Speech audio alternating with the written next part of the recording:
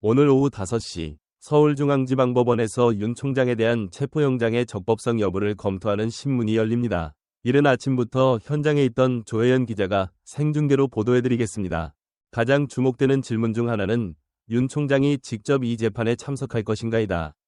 현재로선 대통령이 참석할지 여부에 대한 공식적인 결정이 내려지지 않았습니다. 윤 씨 변호인에 따르면 아직 고려 중이며 명확한 답변을 내놓지 않은 것으로 전해졌습니다.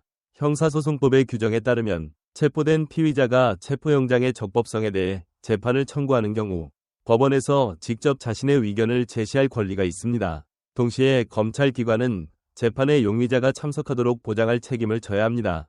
용의자가 참석하지 않을 경우에도 재판은 예정대로 진행됩니다.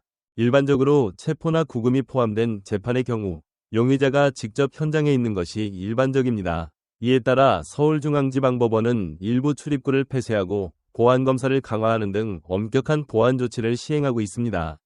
차량 출입 통제도 강화된다. 오늘 아침 보안기관에서 법원에 연락하여 안전을 확인하고 상황을 검토했습니다. 윤 총장이 재판에 참석할지 여부에 대한 공식 확인이 있으면 즉시 업데이트하겠습니다. 주목할 점은 이번 재판이 체포영장을 발부한 서울서주지방법원이 아닌 서울중앙지방법원에서 열렸다는 점이다. 그 이유는 윤 총장 측이 서울서주지방법원이 발부한 체포영장의 적법성에 이의를 제기하며 서울중앙지방법원에 재심을 청구했기 때문이다. 윤 씨의 변호인은 체포영장은 주된 수사 관할권을 가진 법원에 제출되어야 한다고 주장했습니다. 따라서 오늘 오후 재판은 서울중앙지방법원 321호 법정에서 열리게 되었습니다. 현직 대통령이 체포영장과 관련된 재판에 참여한 것은 대한민국 헌법 역사상 처음이다. 이는 대중과 언론의 관심을 더욱 끌게 되었습니다. 재판 결과에 대해 말하자면 만약 아무것도 바뀌지 않는다면 오늘 밤에 판결이 발표될 수도 있습니다.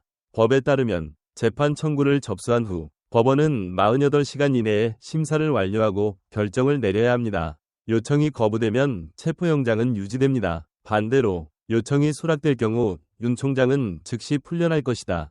또한 이번 재판 이후의 다음 단계도 매우 중요합니다. 요청이 거부될 경우 특별검찰청, CPS는 20시간 이내에 공식적인 구금 명령을 신청해야 합니다. 현재 윤 총장의 48시간 구금 기간은 재판 청구가 송치된 이후 중단된 상태입니다.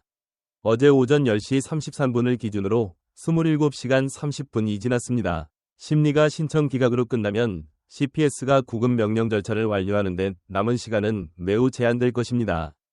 서울중앙지방법원의 진행 상황은 계속해서 업데이트해드리겠습니다. 이는 법 체계뿐만 아니라 한국 정치사에서도 획기적인 사건이었습니다.